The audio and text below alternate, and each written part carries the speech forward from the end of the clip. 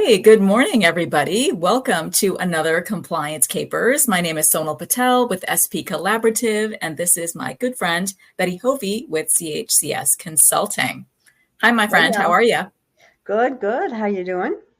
Absolutely fantastic. It is the month of June, right? Yay. Finally, we are in a brand new month and a brand new month for our Compliance Capers topic.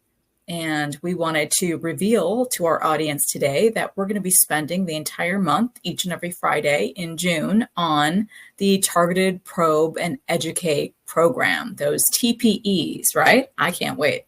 Yep. This will be another good month of diving into something. I think this is a good one for practices and people to kind of be more aware of what's out there. Yeah, absolutely. Absolutely right. We've been focusing a lot on, of course, compliance that's been issued from the CMS, from the various payers, et cetera, in our previous compliance capers. But we know we really wanted to spend this month on something new, something different, and that is the TPE program. And, I know we've been on a little bit of hiatus for some time, especially since the pandemic ended the program was kind of at a halt for quite some time during the pandemic, and TPEs stopped as well, again, because CMS, the MACs, everybody was kind of sent home to do their work, right? And Yep. so the entire TPE program hit pause as well. But as of August 2021, that was lifted. And so we saw this flood of TPEs being issued once again. And I know here in 2024, they've ramped up, and we'll talk about that later in the month, definitely. But for today's episode, we really wanted to, talk to our audience about the background details, the rich nuances that are involved in the TPE process. Yes. Yeah. We were discussing too when we're trying to choose like what our subjects are going to be. We kind of list out our idea stream and then figure what could be good to talk about. And the TPEs, I think are another good thing to hit because they've been around for a little while. It's not one of those programs that's like decades and decades, but they piloted it first, and then kind of moved into success. And you had some information on the pilot program because it wasn't the all-encompassing program it is now. When they piloted it, they were looking at a smaller universe of things, right? That's absolutely correct. So back in 2015, this is a fun fact for the audience. It started out as a trial for only 2 healthcare spaces in the inpatient admit space as well as home healthcare. But because that pilot program was so successful, CMS and all of the MACs embraced it. And so really all of our providers in Part A and Part B, multiple service lines are now included as of 2017. So again, these types of programs are developed by the CMS to protect the Medicare Trust Fund, right? That is the overarching the rationale behind why the TPE program exists. It's to protect those vulnerable funds that are there. So our providers, our practitioners need to keep that in mind. When and if you ever do receive a TPE notice, and then the subsequent pieces of mailings that come to you during the TPE audit process, that is the greater rationale, the why. They really want to make sure that you have coding compliance, documentation compliance, front and center at your practice for the multiple service lines that you do provide there. But yeah, I thought that was a really interesting fun fact that it is a relatively new thing. Mm-hmm. And they do combine it with the arms of education, as well as, if you don't fix it in these multiple rounds that they issue to you, the TPE audit process does have that final right to, kick you over to the recovery auditors. So if you can't clean up your act within these multiple rounds, as we'll talk about here today for the background, they do have that authority to kick you over to those RAC auditors. Yeah. And this is a program that, is not going away.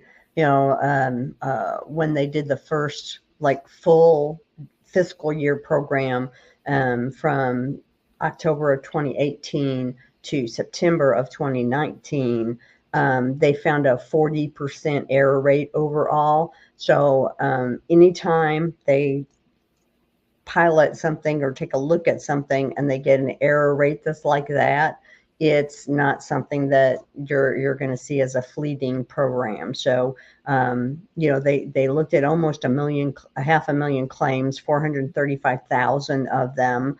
And they reviewed 13,500, I believe it was, providers. It was over 13,000 providers that were included in it. So with that 40% kind of error rate, again, some are for little things like that's missing a signature, or it's missing a date, or it's missing, they're not always only about coding issues specifically, like your leveling or anything like that. There's a whole myriad of things that they'll look at. But 40% error rate. I mean, that's anytime you see that, it's here to stay, so it's. That's right. Yeah. Those numbers are huge. So they're saying hello. They're saying hello to whoever's outside. That's right. My fur babies are saying, hey.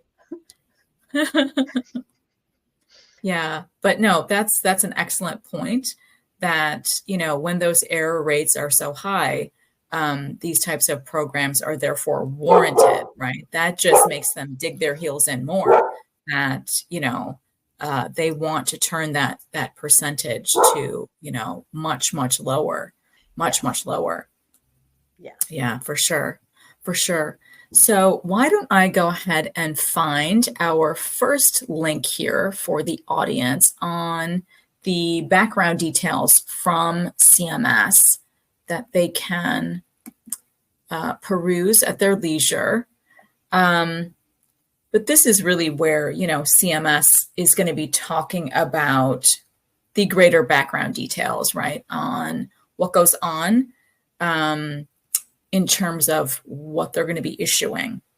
And in general, I know I've had a lot of experience working with providers and practices when they do receive a actual notice of review. That piece of mailing comes first.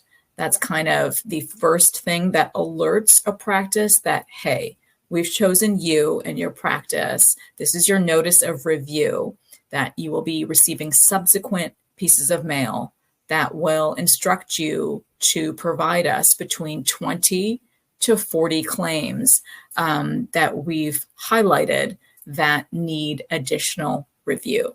So of course, the CMS has the claims on file. What they're asking for is that all-encompassing documentation.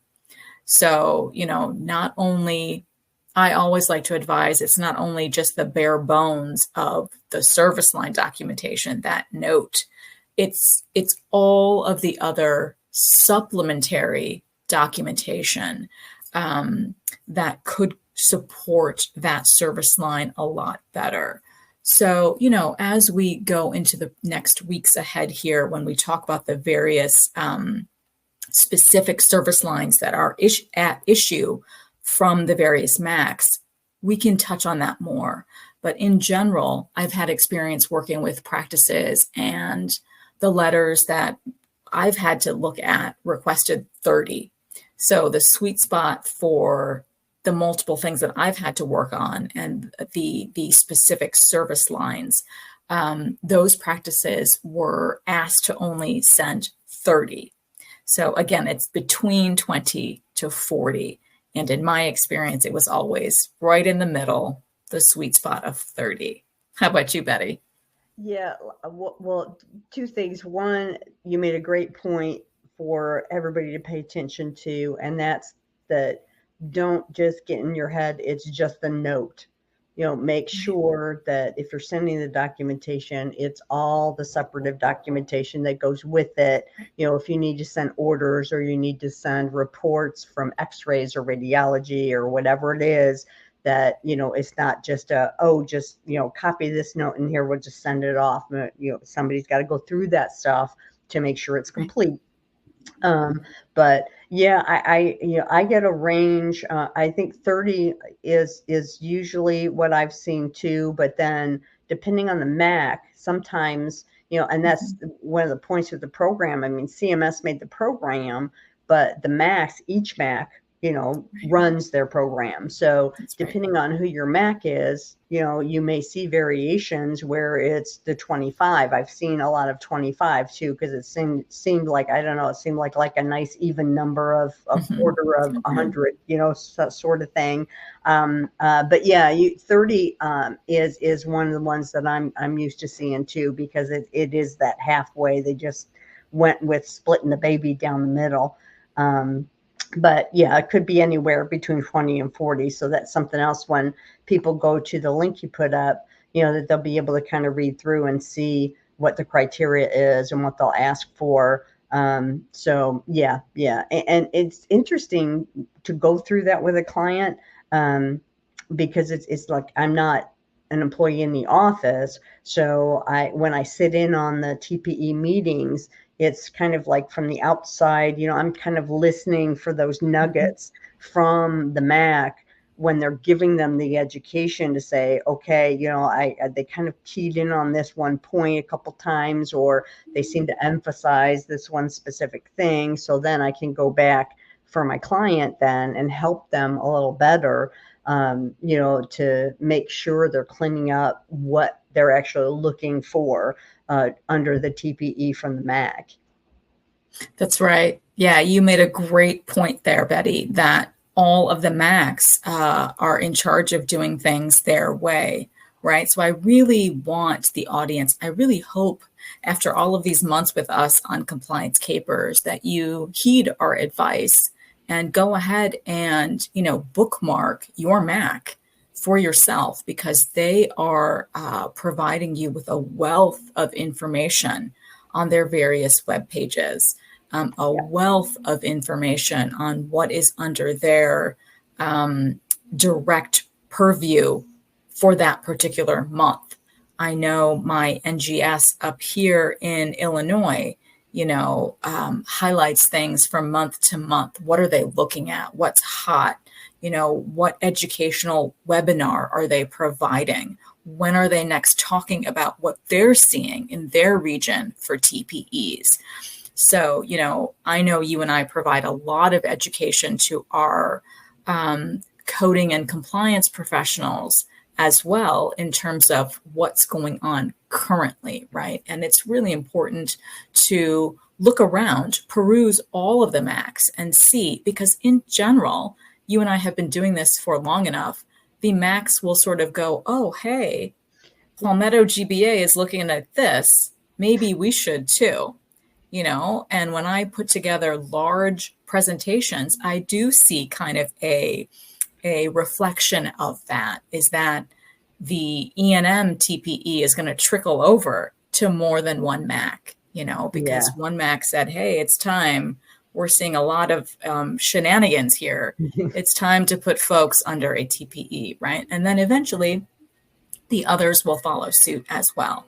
But in general, that was a great point that you made, is that the MACs really are in charge of doing things for their jurisdiction, for their areas, in their own specific way. So that's a great point. Based on this link, I wanted to read to the audience, what Medicare says about the TPE program. Sure. This is really important because, like I hinted at earlier, it's both educational and, again, it can also kick you over if you don't follow this education. So it says, when Medicare claims are submitted accurately, everyone benefits. CMS's Targeted Probe and Educate TPE program is designed to help providers and suppliers reduce claim denials and appeals through one-on-one help. The goal, to help you quickly improve. So I thought that I quoted that directly from their webpage. So that right there is their soft sell, in my opinion, right? It's their saying, we really are encouraging you to use us because we're there to help you improve quickly, right? And you had jumped trying ahead. to make it seem less scary or less painful, maybe. Exactly. That's their soft brush that they're painting with, right? Oh, this is going to go really, really well and really, really smoothly. But as we unfold in our conversation today, because we have experience in these TPEs, you had hinted at earlier and you jumped ahead to the nurse education. They are phenomenal, right? When you're at that point in the TPE process of actually receiving the education, in my opinion, it's really, really wonderful. It's really, really comprehensive to that service line for that provider, for that practice. A lot of that education is stuff that you and I do all the time at that comprehensive level on just pinpointing what could be tweaked, what is missing, right? And so I really do think that the various letters and stages that come in, I want you to please walk the audience through the multiple rounds that are involved. I want the audience to remember that they have 3 chances, right? That's the American phrase. Is it baseball, 3 strikes and you're out? Yeah, that.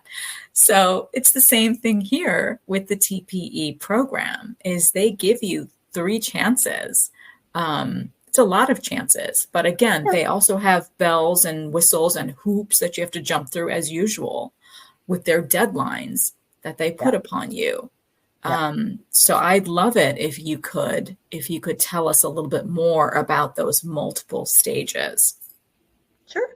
Well, with the TPE, if you receive a notification from your MAC that says that, you've fallen into whatever criteria they're looking at, it could be that you're an outlier. It could be that they're looking for some kind of specific error that they're seeing a lot in their region, whatever the issue is, that you've magically made it onto their list. So you get that letter that lets you know you've been selected for review. So then they start what they call the targeted probe, which is you'll get those additional documentation requests in that letter. So it's an ADR. And they'll list out the patients they want, the dates of service they want. You get it all together, and it'll be that 20 to 40 records that we've already talked about, and they call that a round. So that's your first round. You send that information in, and then they will assess it, they audit it, and then they come back and set up your contact or one-on-one education.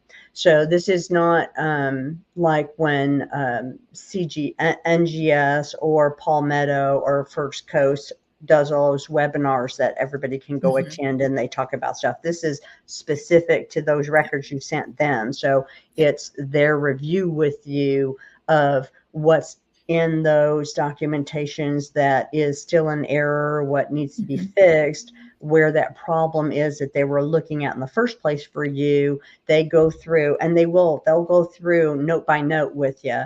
At least the ones that I've been participant in, they literally just go down the whole line of them. The ones where, there's an error. I mean, if there's nothing wrong with it, they're not going to, spend time doing that. But, so they'll give you that education, and then they leave you breathe and let you kind of ruminate over that and make your changes to your documentation. And then 45 to 65 days later, you have another round. If you showed that there were still sufficient errors that it needed to continue, so you get another ADR for another 20 to 40 records. You'd put those together. The process would go over again. So that's your second round. And if the improvement was such to where there's only like a little minimal or a minor thing, you might be done. They don't always go all 3 rounds, but if you still are having issues, then they do the whole process again for round 3, and another, after that 45 to 65 days, you'll, get another round for another 20 to 40 records, and you'll do it again.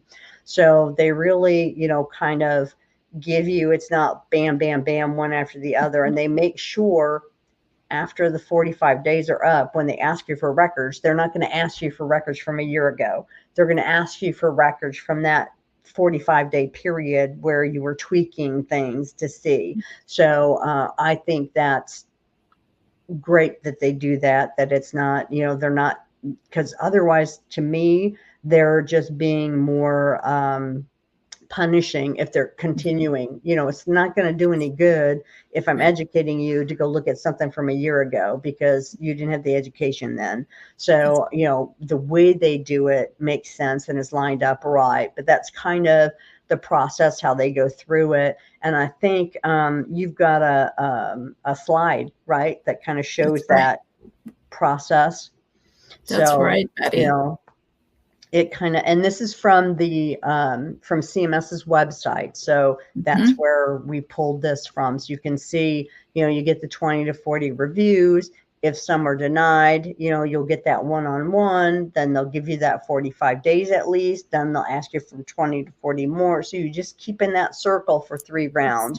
And if you found to be like, all right, we're good now, we don't have to, like Sonal had said, we're not going to kick you over to the rack now because you're not listening to us or you're just not getting this. If you're good, then over to the right of your screen there, you see that they'll leave you alone on that issue for a year. Now that doesn't mean forever. It says for a year. So if you've been in TPE, understand that, after that year's up, they're probably going to check on that again to make sure that you haven't fallen back into old habits. So, but that kind of in a nutshell is the little slide here showing the circle of how they do it. Exactly. That's a great breakdown that you provided for the audience, Betty. And your last point there is spot on. Our practices need to be aware that, if you can successfully pass a TPE audit, it doesn't matter if you pass it in round 1, round 2, or round 3. You passed, that's a win, in my opinion. And it's only for that one service line that your targeted probe and educate was issued for. That one service line, that will get a pass for 1 year. But like you had stressed, it's very important to remember that they're looking at everything, right? So you can receive another TPE at some point for something else, for another service that you're providing at the practice. So take that with lots of grains of salt as well.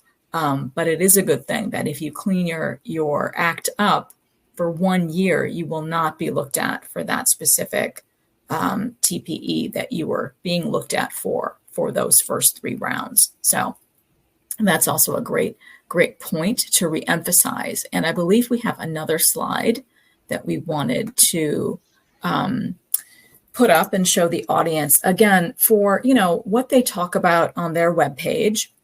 That link that I provided you. In general, these are really general, in my opinion, common claim errors that they see and that they identify.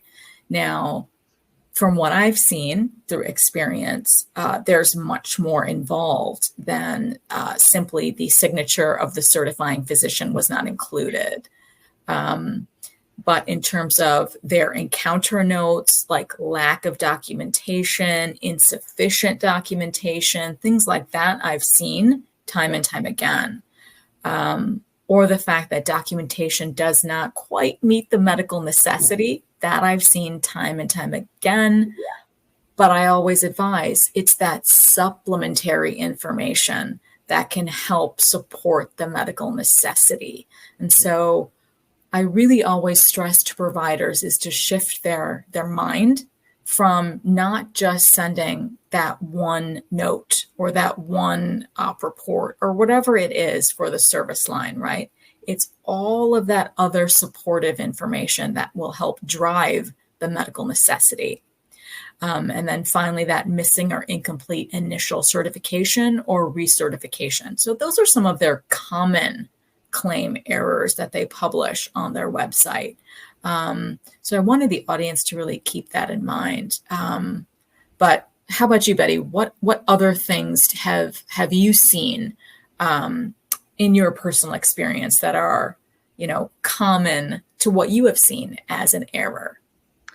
Most of them are around the documentation and either the practice, sometimes not sending that complete, because a lot of times when, I don't know about you, but when I get called in, by a client that's new, like I get the queries and, oh, we got this thing from Medicare, but they didn't even understand what it was. So they got it and they just send the documentation off. They don't even, they just like, oh yeah, we just send it. And I'm like, okay.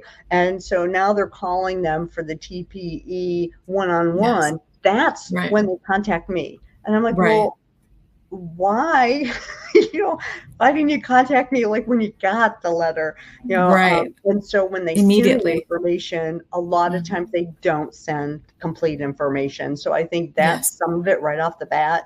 But the one that surprises me is the signature thing. I'm like, seriously, especially now with EHRs, where it's, you can electronically sign it and click, and there's so many times where I'm like, I don't get it. I don't get how y'all are forgetting to sign your documents. That's kind of like, basic 101 kind of stuff. But it still comes up a lot. But yeah, usually it's the documentation, and a lot of times the separative documentation that they just forgot to send.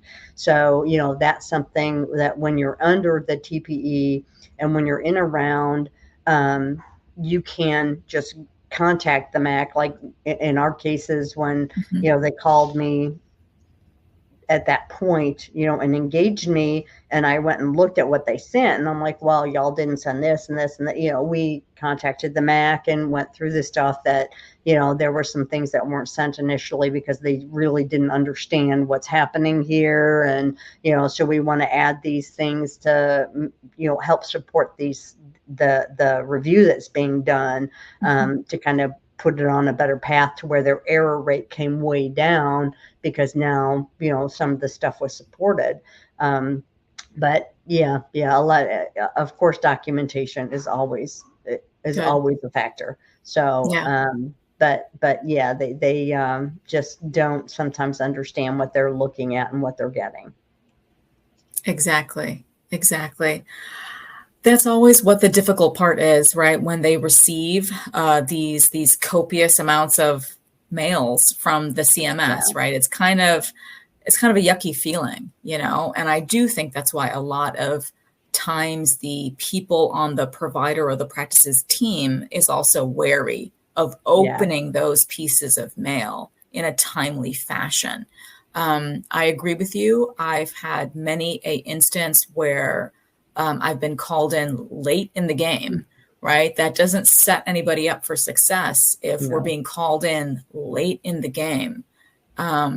Because like you had mentioned, and like these links tell you, you have a very short time frame to get things together. It's 45 days where you have to send things back. You have to respond, right? So yeah, a really, really critical detail that people who are on your team at the entity need to be aware and be able to handle and escalate these types of issues timely. That's so important. So we have another link here to share with the audience, another kind of a one-page info sheet on the TPE program that CMS has put out. So again, basic, great information just to help you highlight and understand what to expect in this process. CMS does a good job of putting out, I mean, back in the day, they were a little more cloak and dagger about their stuff, but these days, they've got stuff all over about their programs and what's going on. So you just have to know where to find it, or know people that can help you, like us, watching compliance capers, to where we're always putting out links for different things, to where you're not searching all over trying to find stuff. But it's all out there now. So it's not like they're starting these things in secret and nobody understands what they are. You should have somebody at the practice that is, looking at these kinds of things, to making sure that, everything's on the up and up. In the practice itself. And I think Sonal, we had talked about too, I think that for a practice, an organization, a clinic, they really need to have ahead of the game, because these things are going on all over the place. They've got all kind of different programs, and there's RACs, there's MACs, there's the ZPICs, there's the UPICs, there's the MFUCU, there's the, everybody's looking for something. And that's just federally. You're not even talking about commercial stuff. So in your practice, clinic, organization, whatever, y'all should have a protocol set for anytime a letter from anybody comes in and requests records from you, because it might be somebody for risk adjustment, where they're actually just looking for an HCC stuff for that has nothing to do with you. That's more for the insurance payor, but you don't know unless you have somebody that understands all those different kinds of letters that come in, so I think there needs to be straight protocols down for looking at these kind of things, so you don't get behind the 8 ball. That's right. That's a great pro tip that we cannot emphasize enough. Fantastic pro tip. You need people who know what they're doing and how they can help isolate each and every piece of CMS mailing that you receive, so it's handled appropriately, so it goes forward to the right set of people in a timely fashion. Absolutely, because you don't want to get caught missing these very important deadlines. We've stressed that time and time again here on Compliance Capers. CMS also has done a great job throughout their website for multiple FAQs.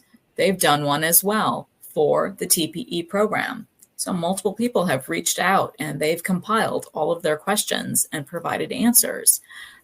So please take the time to review this as well, because they have a lot of questions that you could be asking and it's already been answered, and it's provided on this webpage. So, it's really important that you have trusted consultants, trusted compliance professionals on your team that you can go to in a minute to ask for a quick advice. Because even if they can't answer it, they know where to send you off to. We really do have a large group of people, trusted people, that we can send you off to as well, especially when and if you ever do need a trusted healthcare attorney in many of these types of TPEs. That may be a request that you have as well. And I know you and I know plenty throughout the country that can easily assist you in winning your TPE audit again. In round 1, in round 2, or round 3, it doesn't matter. You just need to win. That is the key. Because, of course, all of these TPEs are governed and found in the CMS Program Integrity Manual. I've put up the link here in Chapter 3. And so, the MACs have to follow what is written here. In this Chapter 3 for the TPE audit process. So also take the time, or have people on your team take the time to understand what is expected of this larger TPE program, all of the multiple steps that are involved, when that nurse review can get in there and help schedule you time for your education. And again, it's wonderful when you make the time to receive it via a slide deck. It's really, really comprehensive, again, for those service lines. But again, if you happen to be a outlier type of provider, you don't have access to the internet, perhaps, they're always happy to provide you with a telephonic conversation. That education can be received that way as well, directly from that nurse reviewer at the MAC. So keep that in mind as well, as they're aware of everyone's multiple situations, so don't feel like if you do happen to be one of those smaller practices or somebody who's outside of the Wi-Fi towers. We have lots of people in our country who still don't have broadband access, and CMS is well aware of those types of people. They're well aware of it, and they will make it a point to make sure that you receive that very necessary education via a telephone situation. And again, it can be with the provider directly, obviously, as well as his or her appointed consultant or his or her appointed attorney. It's just a matter of what is worked out, pursuant to the details on the letter that you receive, and then communications back and forth that will then help emphasize who you want there with you. So it's all very, very wonderful. I really embrace the entire TPE program. I think it's wonderful. All of the various MACs throughout the country as of 2024, we'll get into this next week. But there are, over 10 or more that are actively being looked at, TPEs, on the various MAC web pages specific to TPEs. So, there's a lot of hot button services that are under these types of TPE audits. So I think it's just a matter of time before someone in our audience and their team is going to be receiving a TPE audit.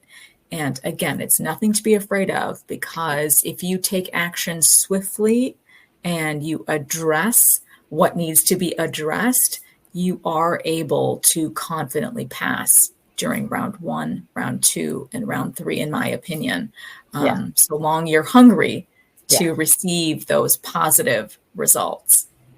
Yeah, like we've said, no longer is it like an if it's going to happen. It's more like when it's going to happen. So you really need to take preparations in the practice for it. The only other point I wanted to make was, once you pass, don't forget, in a year, they will check on this stuff again. So whatever audits you do, whatever your internal audit schedule is, whatever you got on that TPE for in the first place, that needs to be added to your audits, because you need to be checking on it every quarter, every 6 months, to make sure that everybody's staying in line, because they're going to look at it again. So you don't want to like, oh, we did great, we passed, we got out of it.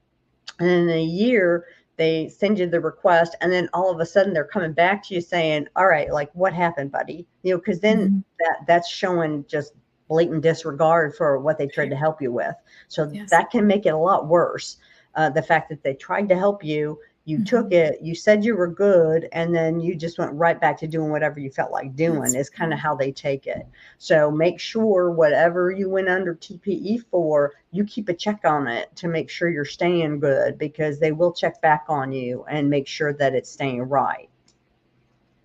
That's a great reminder, great pro tip, that when you successfully pass your TPE, best practice recommendation is to document that in your compliance program.